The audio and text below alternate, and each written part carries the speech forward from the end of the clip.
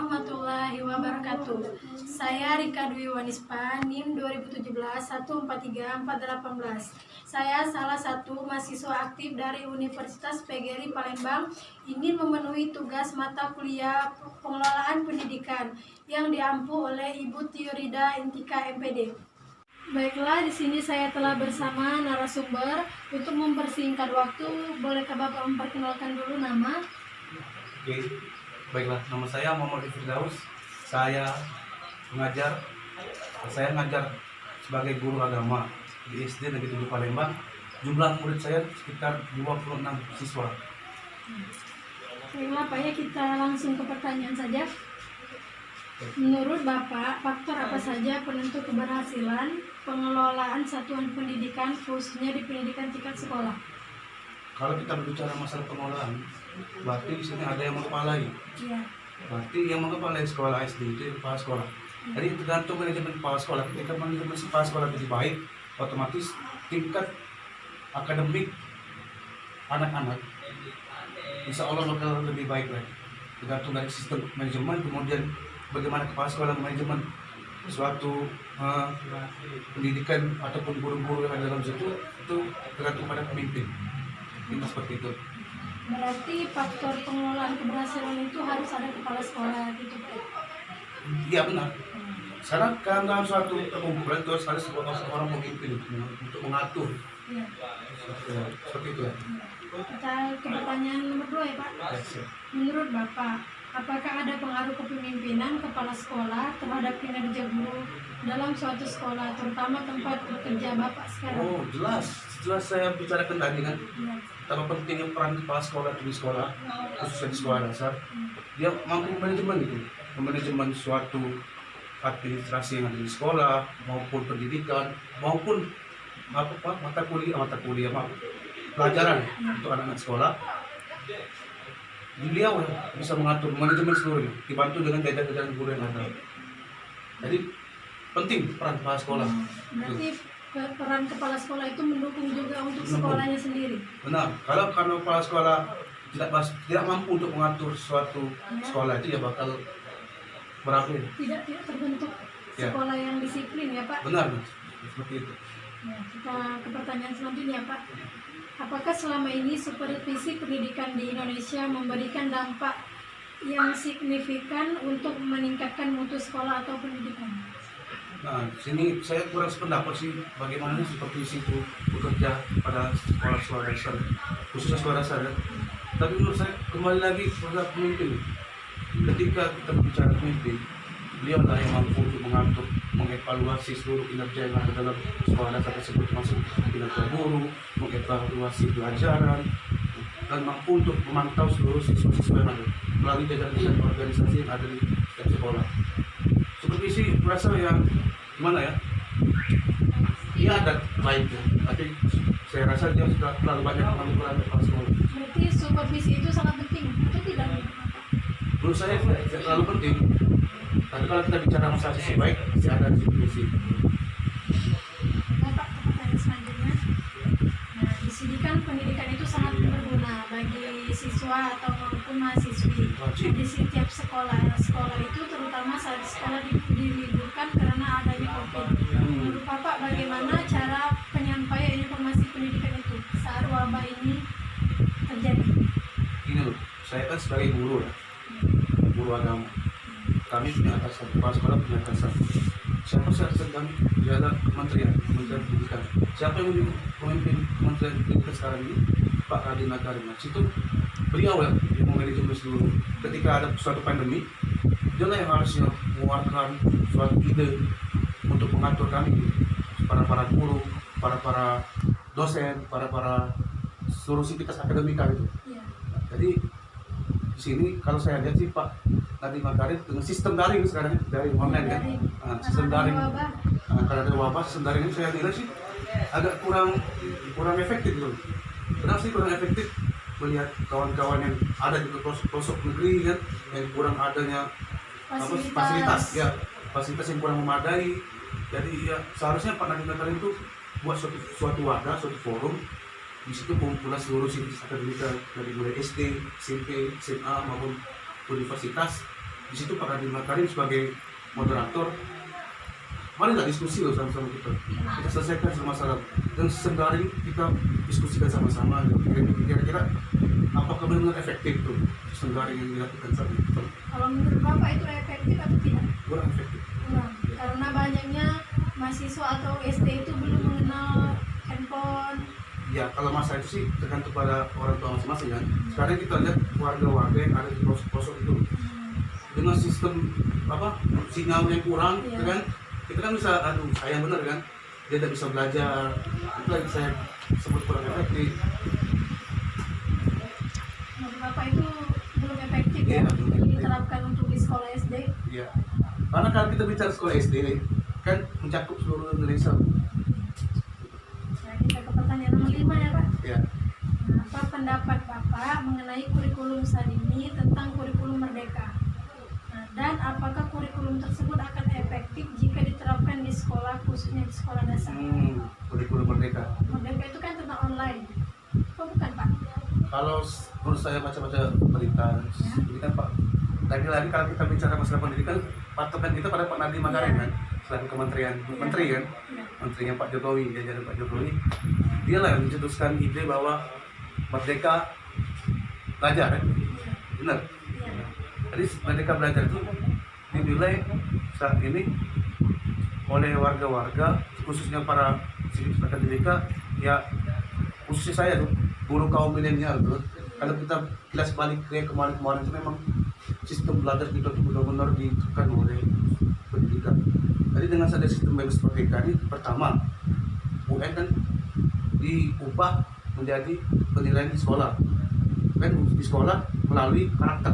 Nah di sini benar-benar karakter yang harus dibentuk, apalagi SD ini kan bibit-bibit dari SMP, SMA, dan kuliah. Dengan ada sistem karakter ini, ketika karakter sudah bagus, maka itu akan diteruskan oleh sekolah. UN itu sangat baik kan. Kalau UN menurut saya sih terlalu merugikan negara. Karena kalau kita bicara masalah ekonomi itu sudah banyak anggaran. Lebih baik ya kita kembali pada sekolah. Sekolah yang bisa dinilai karena sekolah yang memantau seluruh siswanya. Terus yang terutama pada sekolah saya. Apalagi peran saya sebagai guru agama itu sangat benar-benar penting. Beban berat saya untuk mengatur karakter adik-adik anak-anak. Ya kan biasanya karakter anak itu berbeda-beda. Ya makanya dari situ kan adanya agama hadir untuk memperbaiki karakter adik-adik anak-anak. Nah di sini pertanyaan yang nomor 6 kan Pak. Ya. Nah biasanya kan anak-anak itu diseleksi terlebih dahulu sebelum masuk sekolah. Nah di sini dalam pengelolaan peserta didik ada tahap seleksi, ialah tahap untuk penentuan umur. Nah apa saja syarat yang menentukan calon peserta didik akan diterima atau tidak, dan bagaimana proses rekrutmen dan seleksi siswa baru di sekolah Bapak?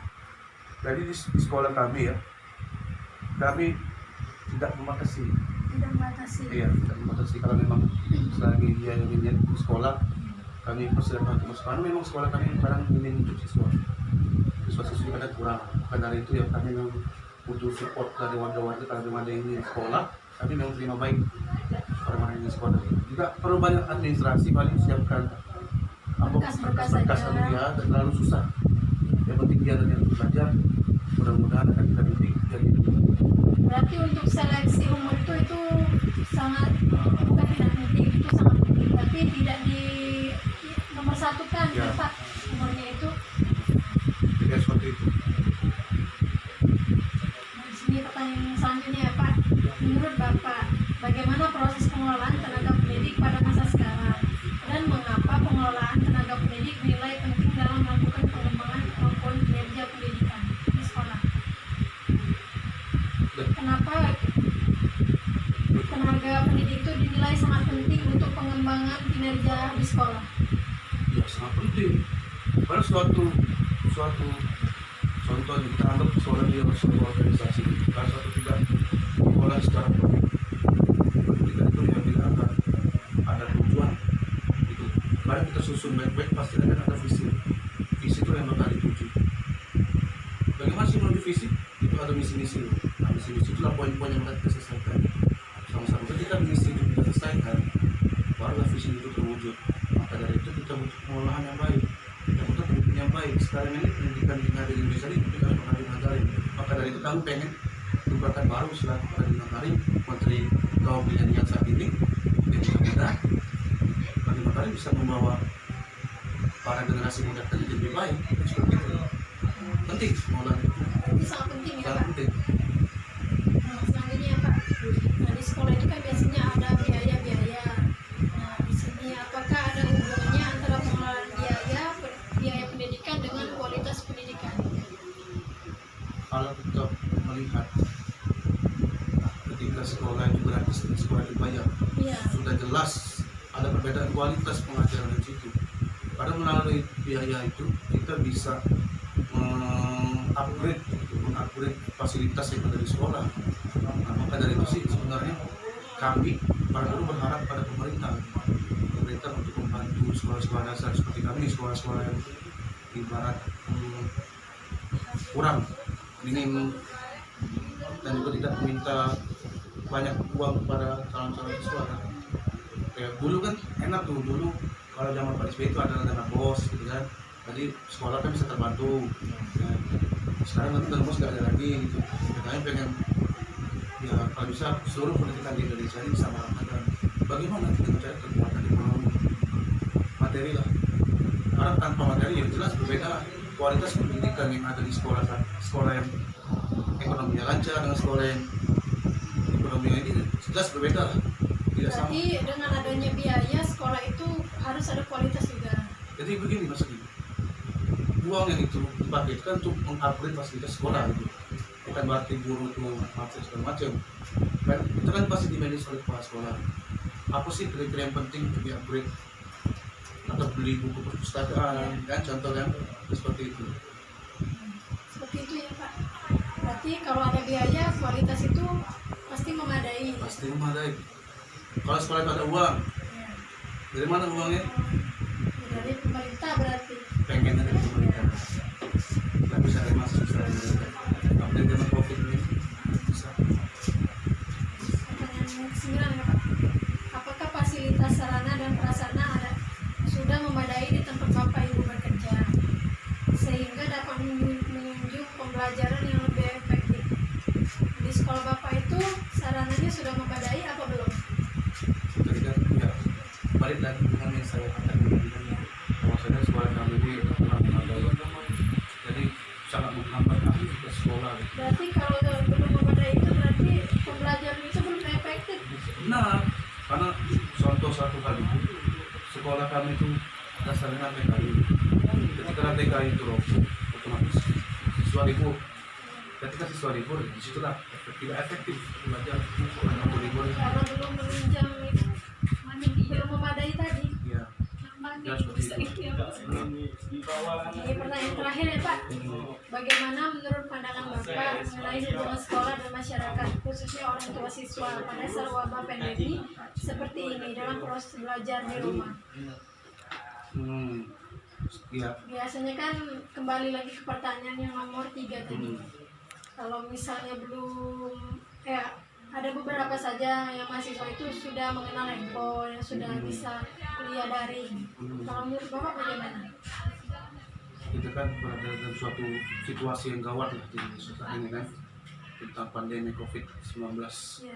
Maka dari itu ya kami para guru ingin ikut bekerja sama orang tua murid, bahwasanya bahwa perintah dari pemerintah untuk kuliah daring ya. Maka dari itu ya kalau adik-adik anak-anak kurang mengerti masalah teknologi ya mohon dibantu. Makanya saling support antara guru dengan orang tua itu sangat penting, saling komunikasi gitu. Jadi seperti itu. Seperti itu ya Pak. Dan terima kasih ya Pak atas waktunya. Semoga jawaban dari Bapak tadi bisa bermanfaat bagi saya dan bagi anak-anak yang mendengar video Amin. ini. Amin. Saya ucapkan wassalamualaikum warahmatullahi wabarakatuh. Waalaikumsalam.